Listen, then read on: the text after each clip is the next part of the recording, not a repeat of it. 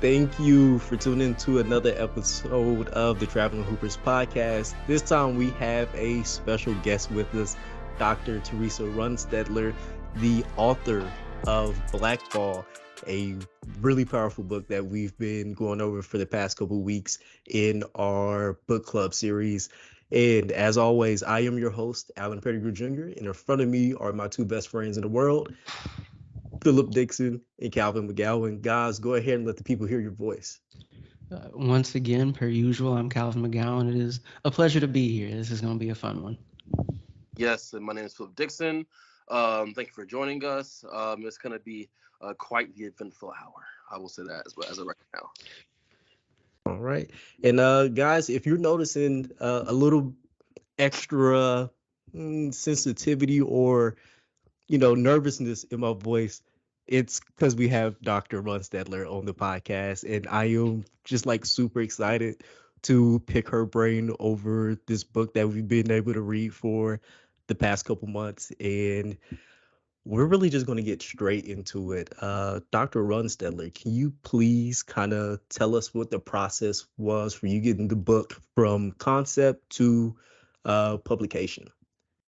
Well, I won't go back as far to say how many years that I've been working on this project, because I can see Philip's laughing over there as the resident historian, knowing how long and arduous a lot of these projects are, particularly when you're looking at historical sources and really trying to stay close to the materials that you find in various archives.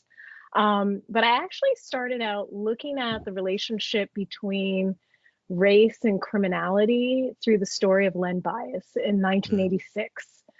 Len Bias, of course, was drafted by the Boston Celtics in that year, and shortly after the NBA draft, succumbed to a cocaine overdose. And he became this symbolic figure in the punitive turn in the war on drugs in 1986. Under President Reagan. So I started there and I wrote an article on that, but I just couldn't figure out why it was that Len Bias was so immediately read by folks at that time as a Black criminal and a Black criminal and a Black drug addict, as somebody connected to the quote unquote inner city. Because, of course, if you know anything about Len Bias's history, he's actually from suburban Maryland. He grew up in a two-parent household. He had a pretty, regular childhood. And so his personal story didn't fit with that myth. So I decided to go back in time and figure out what's the prehistory to that moment. So I actually started looking at all of the reports of various drug arrests of NBA players across the late 60s and all throughout the decade of the 70s. And that's where I started this story. And one of the things that I found were consistent reports over the course of that decade, tying Black ball players to these possession arrests. Often they'd be driving while Black, and they get stopped by police, and then they would find very minor possession quantities in their possession. But this became a recurrent theme in the press. And I came to see that that earlier period was the period in which the Black athlete, as somebody who used drugs and potentially always had this criminal tendency, was really kind of ingrained in the public's mind. And so from there, I tried to figure out, well, why? Why is that? Why did the Black athlete as criminal become such a narrative in this period? And so the further back I went into the early 1970s, I found all sorts of antitrust cases led by Black players who were really trying to contest the monopolistic practices of the NBA and its team owners.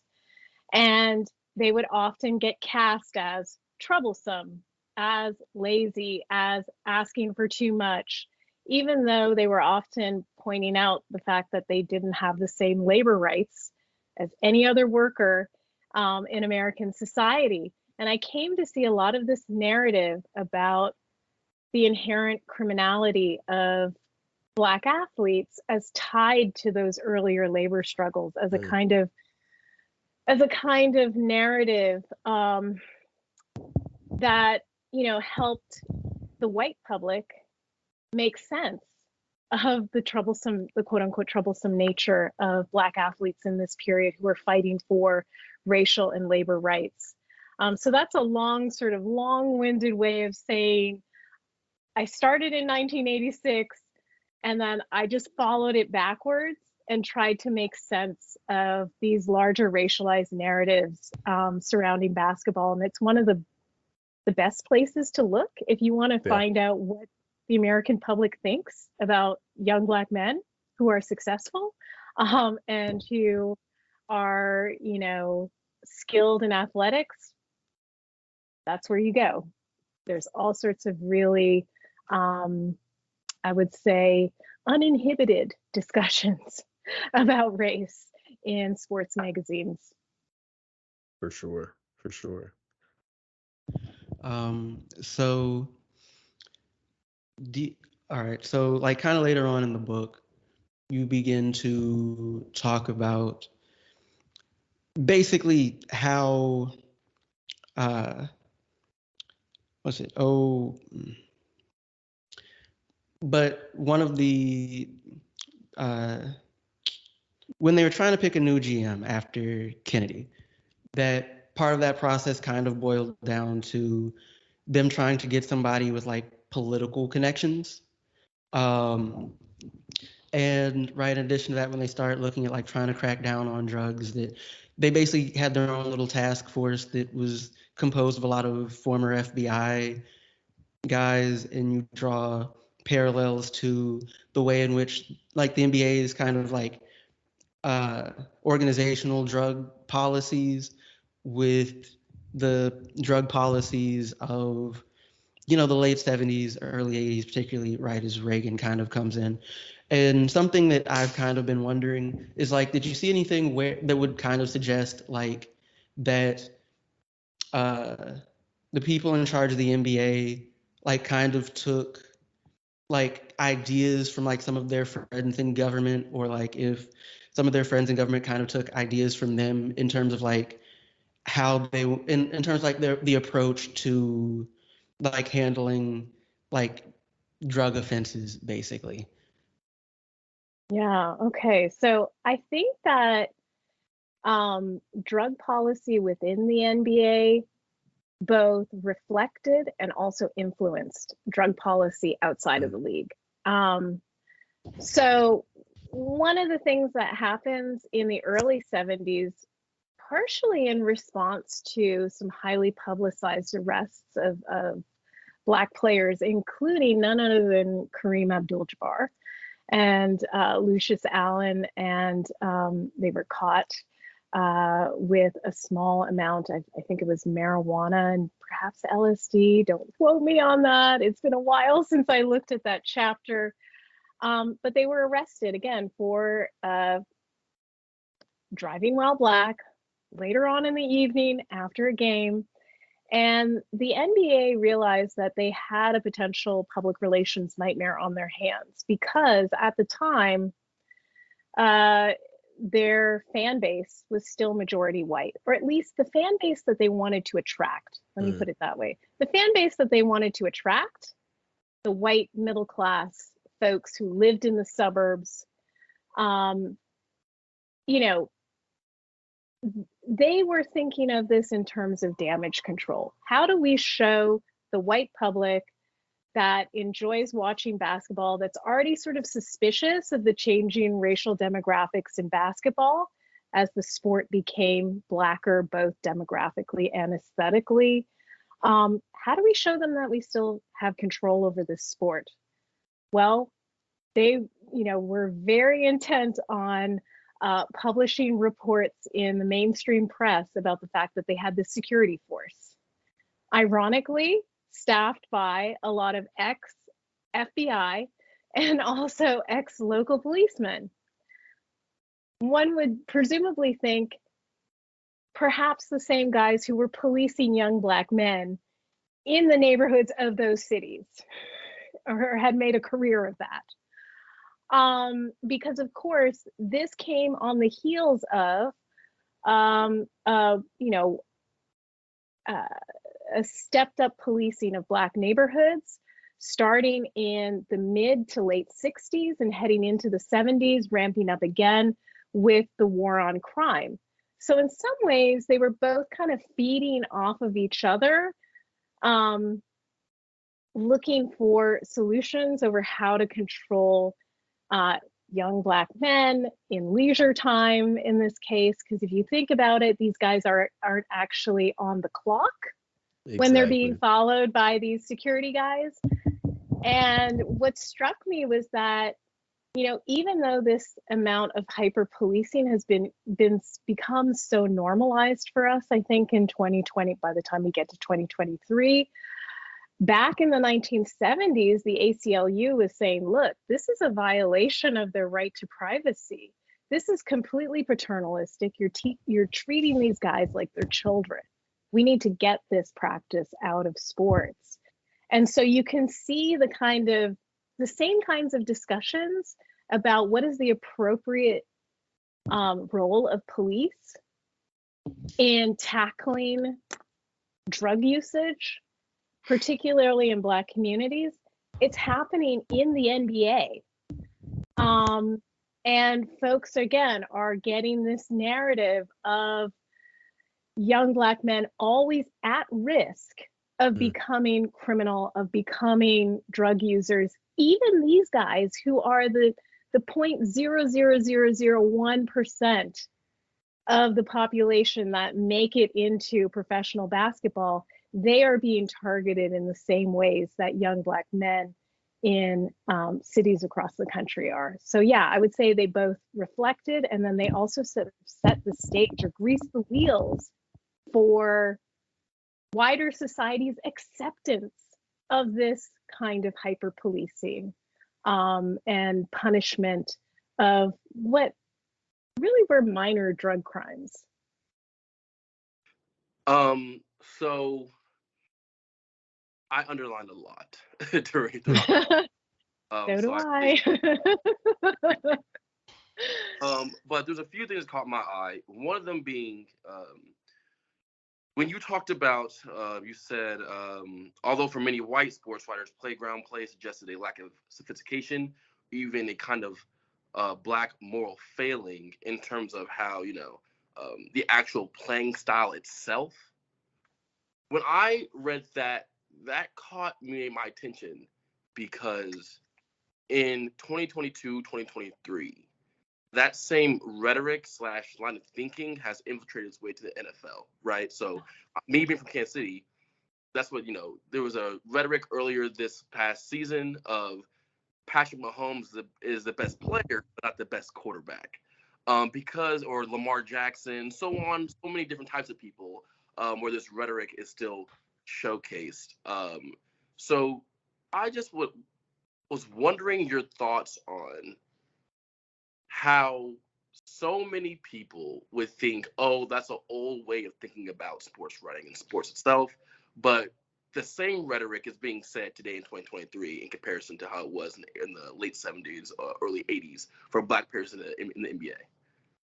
Well, what's so interesting to me when I first started writing this book, I didn't know that this playing style, what folks called playground ball, was actually a racial slur in the late 60s, early 70s, because, me growing up watching basketball in the 1980s and 90s thought, oh, well, this is the quintessential style of the NBA. This is what made the NBA into a global sports property that makes tons of money.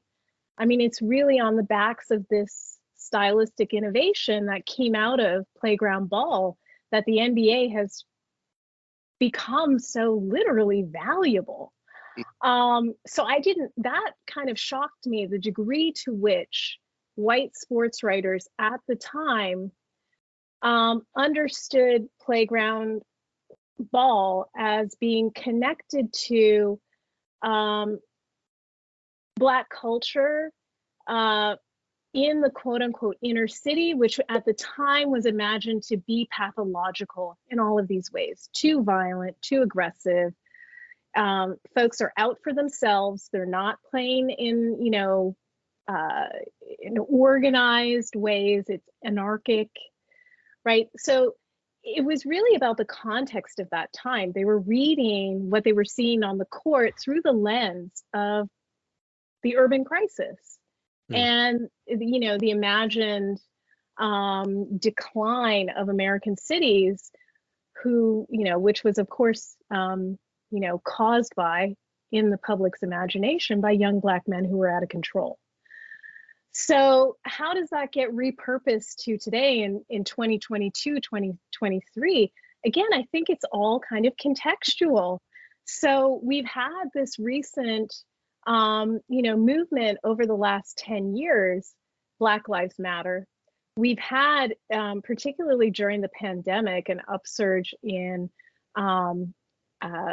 activism that has spilled out onto the streets, that has brought a kind of laser focus onto continuing inequalities in these same spaces that folks were thinking about in the 1970s. So it's not surprising to me that when you have a critical mass of Black players now emerging in the quarterback position, which was the position of whiteness and white authority, that there are folks who are saying, well, they're not playing that position correctly. They're not following the traditional scripts.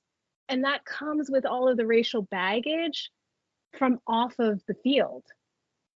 So to me, it's so similar. And I was, when you mentioned Lamar Jackson, if you want to talk about parallels between, the 70s and now, the way that the NFL, basically kind of wasn't touching him to give him a contract that was commensurate with his talents, to me speaks to the same kind of blackballing that occurred against talented Black players back in the early 70s. So there's tons of echoes there. You can see them using very similar kinds of tactics to disparage what in essence has been an emergence of Black players in all of the power positions in football over the last 15 years. And that and to kind of piggyback off that, because what came to mind for me is so many of these sports and these quote unquote playground styles of how to engage these sports, a lot of this started off in mini sports from low income communities gathering in their own communities and inserting themselves and their own imprint into the sports, right? This can be from the Negro Leagues all the way to the ABA, and then a shift changed once people understood or wanted to in some way acknowledge that capital could be gained from these kind of insertions of playing styles from different people. And some sports have either doubled down and become more exclusive, or some sports have tried in quotes to be more inclusive, but usually that's not showcased in a very productive way. Well, it's also within certain boundaries, right? So you can be John Morant until you really are John Morant, right? Then that gets a little problematic. I'm not, in favor of random gunplay on one's Instagram live feed by any stretch. But you could almost see the way that the league was like, oh, okay, like we better make a show that we are going to reform this young man so that we can continue to use him as, an up and coming superstar in the league. And they quickly, made that change and turned it into a kind of narrative of redemption, or rehabilitation, right? For him, which I thought was so interesting. But going back to your other point about how these games develop often in these spaces that are overlooked by the rest of society. It makes me think of, the section in the book on Earl Monroe, where I look at his early life in Philly and the fact that, for him, and it's so interesting, Black Sports Magazine is a treasure trove of really in-depth interviews with Black sports stars during the 1970s. And one of the things that he talks about is the fact that Black style basically emerged from a kind of communal effort to make a way out of no way in the midst of massive disinvestment from the very communities that folks like Earl Monroe were coming up in. So he talks about the fact that, yeah, the way that we play is different because we're not playing organized basketball. We don't have access to that. Yeah. In Black Philly neighborhoods, we're playing on half moon backboards. We've got potholes on our courts. So we have to figure out creative ways to still play the game despite this context of inequality. So for me, that was a really kind of brilliant retort to a lot of the white sports journalists who were saying, oh, this just shows that they're untutored. They need to be brought into line. They need to learn how to play a team game. Because folks like Earl Monroe didn't see a kind of conflict between individual virtuosity and a team effort. Yeah. And that typifies, Black approach to basketball, Black approach to a lot of sports, actually. Again, coming out of the social context in which they grew up in. Definitely. And Dr. Runstedtler, earlier you mentioned Lynn Bias. And I know during the book you mentioned more of the stars of the time, and like the different infractions that they ran into during their time. Were there any lesser known players that during your research that you found that was like, okay, they had this struggle as well? I'm thinking of Wally Jones, Mm. who was somebody who was, not an insignificant player in the context of the 70s, but the average person who doesn't really, study 70s basketball very, closely might not know who Wally Jones was. But he was somebody who, was traded from the 76ers to the Milwaukee Bucks right around the same time when Kareem Abdul-Jabbar and Oscar Robertson were playing. Actually, it was the last time they won the title. So it'll be interesting to see how this all pans out over the next few weeks. But he was somebody who spoke out quite openly in the press and said, look, I grew up in Philadelphia. To me, the police are like an occupation force. I think he actually calls them the Gestapo at one point. He was used to being pulled over and harassed by police. He understood what it meant to grow up in a space of deprivation where essentially the local government, the federal government, and the rest of white society had turned their backs on poor Black communities, leaving them to largely fend for themselves. And yet, he also, ironically, even though he's doing a lot of anti-drug activism with young folks in urban communities, he ends up getting, slandered for potential drug use. And, finds himself on, in a situation where he can no longer play with the Bucks and nobody seems to want to pick him up when they put him on waivers. And so, and this, according to other reports by NBA players at the time, one of the quickest ways to get a player off your team was, particularly a Black player, was to say, well, they might be using drugs. And that was the quickest way to sort of invalidate their contracts.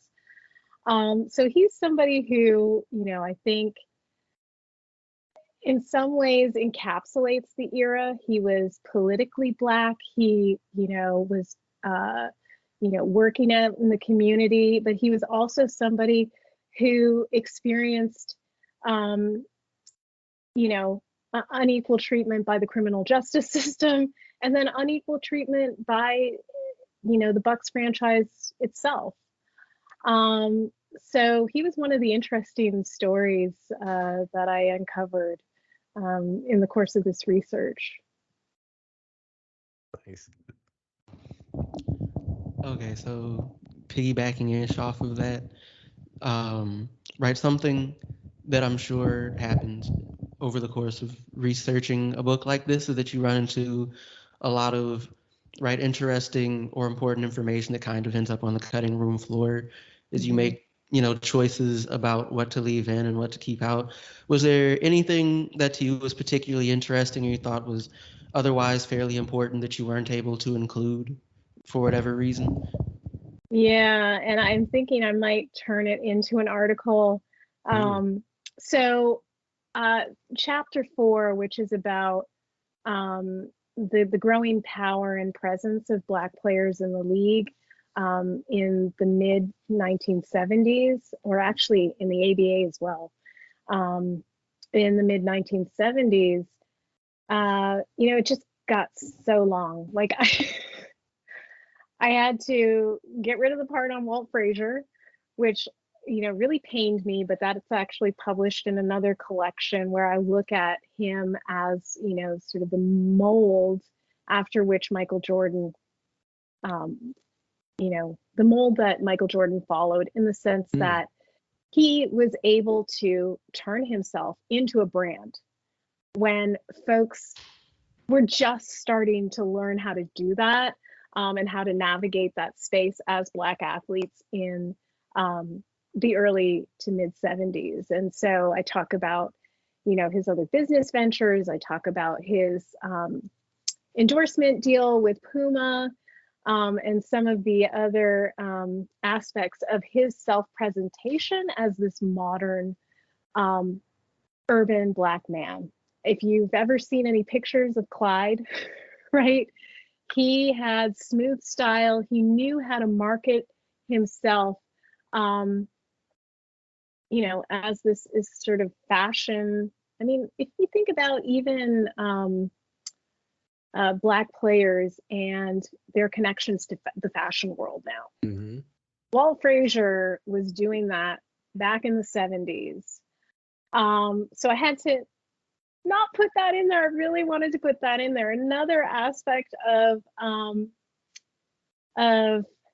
growing Black dominance in the sport that I couldn't fit in was this kind of racialized framing of the 1974 NBA championship between the Boston Celtics, who were billed as, a white-led team under Dave Cowens and John Havlicek, and then the Milwaukee Bucks, who were, led by Kareem Abdul-Jabbar and Oscar Robertson. And it became this kind of contest between ostensibly white ball and Black ball. Now, in the end, of course, the Celtics ended up winning, but we know how the rest of the story goes. And Black ball eventually takes over anyways, but it became this way for especially folks in Boston, but all across the country really, to think through these questions of racial integration, and what they called busing at that time.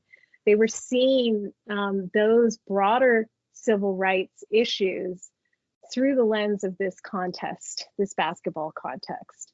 So that was another piece that had to be left on the cutting floor, unfortunately. How you laid out this different aspects of this book are done in ways that is easy to digest for many people. Just like how you mentioned Black and white ball just a second ago, that exact same thing happened with Iowa and LSU, right? Yes. And when it first Yeah. started, before, when they both made it to the championship, I had a conversation with my cousin and was like, I guarantee, I don't know how it's going to showcase, but the racial dynamics of this is going to showcase in some way, shape, or form. And obviously it did. That is a common thing that I, kind of piggybacking off of a lot of our questions. And this one is, there are a lot of continuities and similarities of stuff that are happening in this book, the stuff that you will just see today, but this book will allow people to recognize and kind of be able to showcase that these aren't new issues. These are issues that have been had over and over again. So of things of this nature, I really enjoyed the aspects of you kind of laying out how Kennedy recommended Gordon, right, for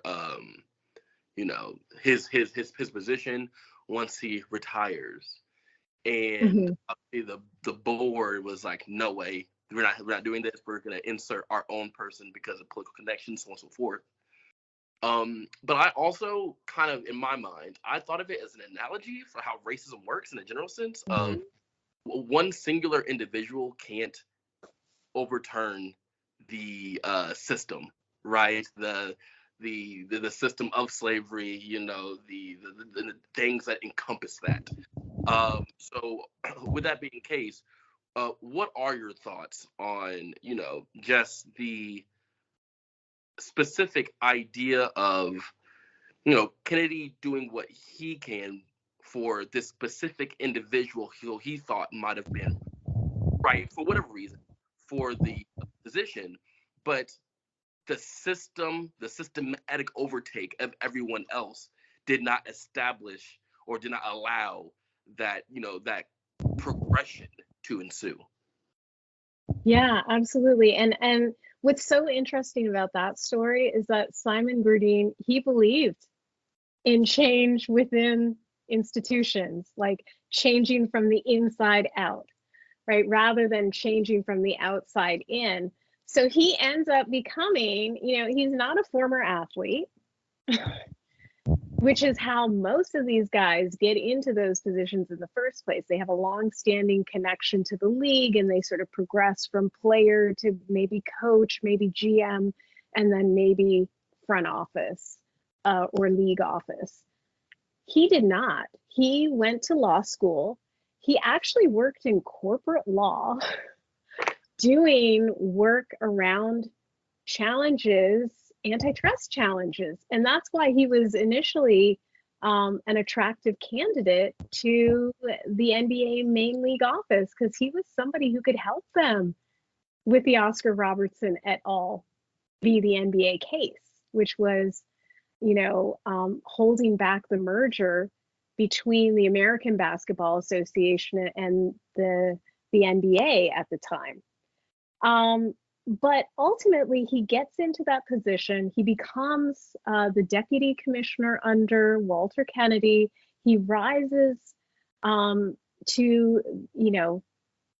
become the highest ranking Black sports administrator in all of North American sports. And yet ultimately, he is a lonely figure in the NBA's main office. He's the one guy. And he himself, in his various reflections on his career, particularly in Black Sports magazine, and also on some Black independent radio shows, reflects on the fact that he's kind of caught between a rock and a hard place. He's conscious in the sense that he understands his burden as a Black man, a pioneer in sports administration. He also sees himself and identifies with the NBA as an institution. And so he's caught between these two competing identities. Am I the company man, or am I a Black man who is going to help improve the working conditions of this majority Black league? And ultimately, the NBA's, powers that be said, well, we can't take that risk.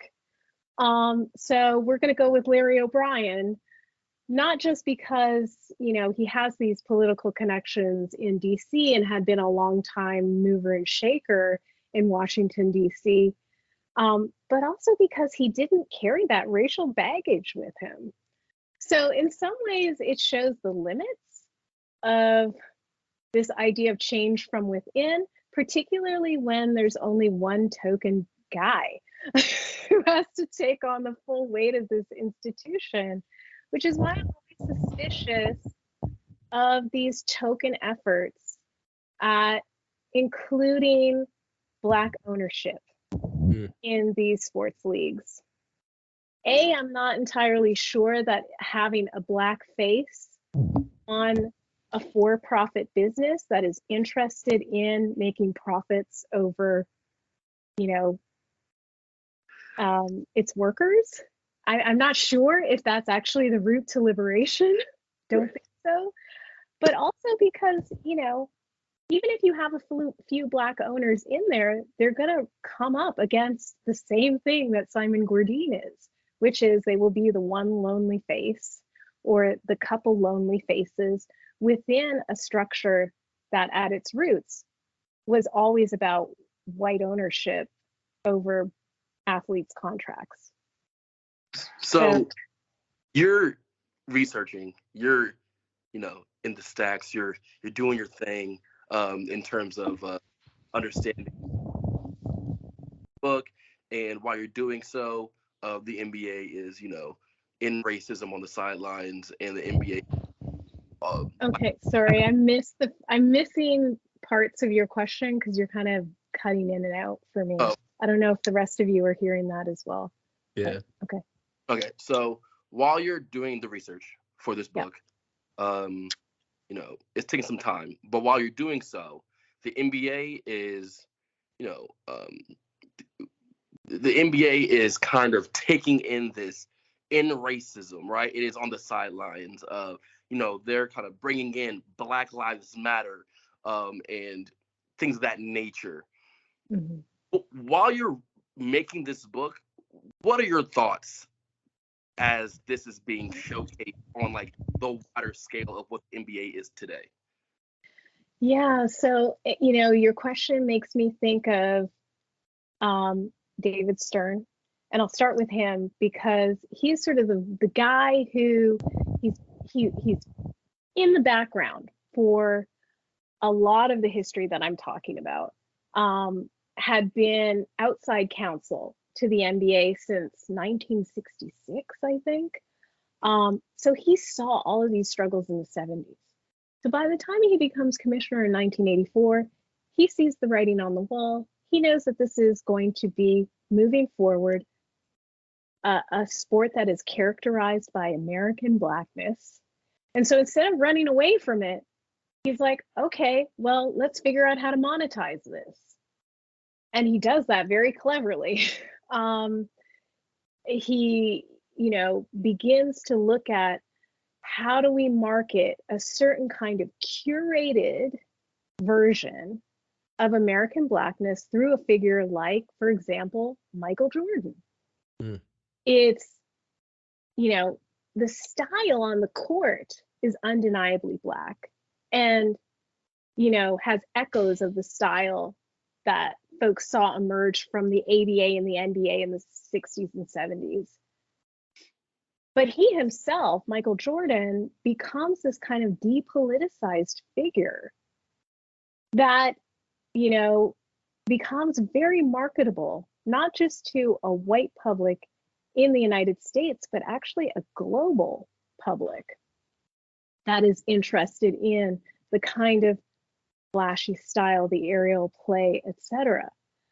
So by the time you get to, and I'm thinking of all of the activity that went on really with the emergence of Black Lives Matter, LeBron and folks wearing the hoodies, I think that was in 2012, all the way up to, sorry, your phone just fell out, all the way up to the NBA bubble. When you saw what was essentially a wildcat strike after the shooting of Jacob Blake. And the league this time around doesn't discipline the players, but says, and I think I recall a quote by Adam Silver where he said, we're going to respect their right to free speech. Mm. So how do we get to that point? I think some of it has to do with the power of the NBPA as one of the most powerful unions in professional sports. I think some of it has to do with the fact that star players were in on this, at least symbolic forms of activism and using their social media platforms in order to put this forth. So the genie was out of the ball. And, in order to crack down on that, this would then destroy what I think is now the latest pivot in NBA marketing, which is that they are, essentially a woke league. They're the progressive league. Unlike the NFL, we're going to actually let the players put slogans on the backs of their shirts. We're going to, institutionalize community programs. That actually has a longer history as well.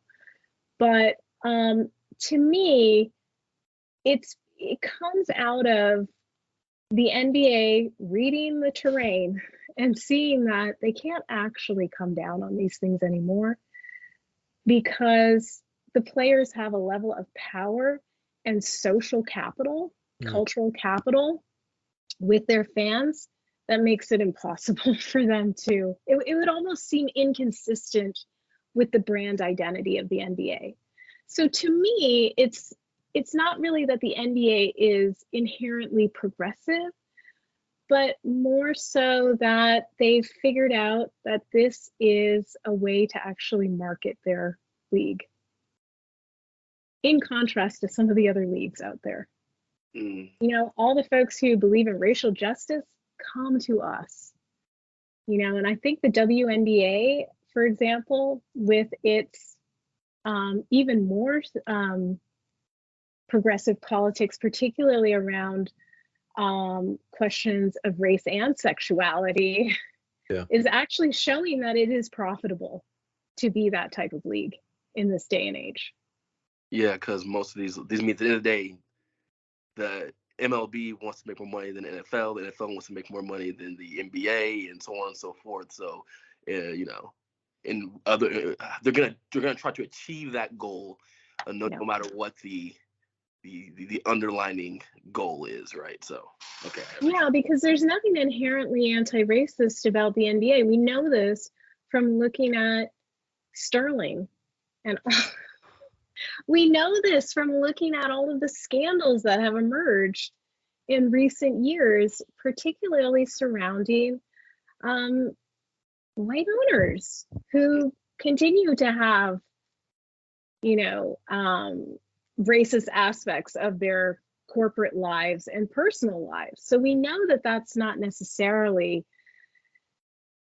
something that runs from top to bottom of the organization, but it has become, I think, thanks to the players, part of the brand identity of the NBA going forward. Absolutely. Okay. That's my skeptical look at things anyways. No, I think you're on the right track there. I could talk. I mean, even thinking about the CBA, for example, some folks were bringing up, okay, the marijuana clause and the Black ownership clause. And the ownership clause, I thought, oh, okay, that's interesting. Is this a way for them to begin to co-opt players into the ranks of ownership? That's my skeptical way of looking at it, of course. And then the marijuana clause, I was thinking, well, is this a way for them to position themselves to be at the forefront of branding once marijuana becomes legal? Mm-hmm. Yeah. That is a perfect marketing bonanza for the NBA. For sure. everything is treacherous when you know what you're looking for, especially as far as like context and everything goes. It was like just reading the book, and then like you were guys were talking about earlier with like LSU in Iowa, like everything that was a fallout over it, just it reeked of more than what was being said, and it's really alarming. Yeah, it's coded language, right? Yeah. The coded language that was being said towards LSU, of and like certain people cheering for. I mean, Caitlin Clark is a fantastic player, but like being able to decipher the reasons they were rooting for Iowa in comparison to outside of just like the skill of the player was ridiculous. Like we all if you saw it, you heard it, and then the aftermath of it was like it wasn't mind-boggling to me, but it was kind of mind-boggling to see how many people didn't realize what was happening. They kind of just fell victim to the conversation. And it was like what I found so interesting, on Twitter was all of these white dudes coming out in defense of Iowa and oh my God, why is the name slipping me? Caitlin. Caitlin Clark. Like as Caitlin Clark, as if they needed to be her protector, right? And so for me, it was this additional level of misogynoir where you had these white men feeling that they needed to step up and defend this white woman in the face of, a feisty Black woman. Mm-hmm. It definitely echoed a lot of the conversations that I pulled out of the media in the 70s, but you add this additional layer of gender and sexuality to it, and it became, a continuation of that conversation, in relation to, the positioning of Black women versus white women. And so I think that the more popular that women's basketball gets, I think the more that we're going to have these kinds of controversies, right? Because now everybody's watching. Mm-hmm. I mean, folks were watching that game. They were really invested in it. And it's that hyper visibility that brings out these broader cultural conversations. If nobody was watching, nobody would be having this conversation. But it's the increasing popularity that all of a sudden, oh, we need to understand this using these long-standing racial scripts. And it's almost like a knee-jerk kind of reaction. Definitely. Well, guys, we were coming up on an hour, and I honestly don't think we can get any better than this. I think we could do another hour on like this subject alone. But Dr. Runstedtler, thank you so much for spending an hour with us, especially during your busy season. Again, I've been your host, Alan Pettigrew Jr., and my friends will sign us out. Once again, per usual, I'm Calvin McGowan. It's been a pleasure. You can find us on YouTube. If you listen, you can also find us wherever you listen to your podcast. Join us on YouTube, like, share, subscribe, and some in the comments. This is a lot of fun. I'm just trying to make sure I get everything in. yes. So Dixon, definitely read this book, Blackball. Kareem or LeBron passed Kareem, but it turns out I don't know about Kareem. This book is very, very important. Like the continuation of legacy of these NBA players of the past that people are unfortunately out of sight, out of mind kind of scenarios, kind of place, which is not good. But books like this help put a foot down on some of these legacies and push forward how they will engage in the future. So I really appreciate it, actually. Thanks so much for having me on. It was my pleasure. Thank you. And do you have any other work that you're currently working on so we can make sure our listeners get a hold of that?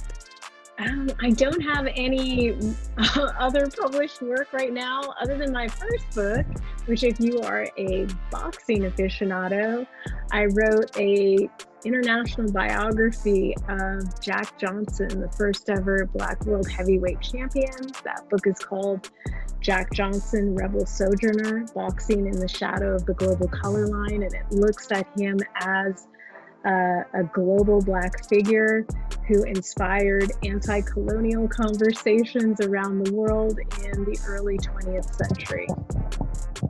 All right. Guys, go ahead and get both of those books from Dr. Theresa Runstedtler, and thank you so much for tuning in to another episode.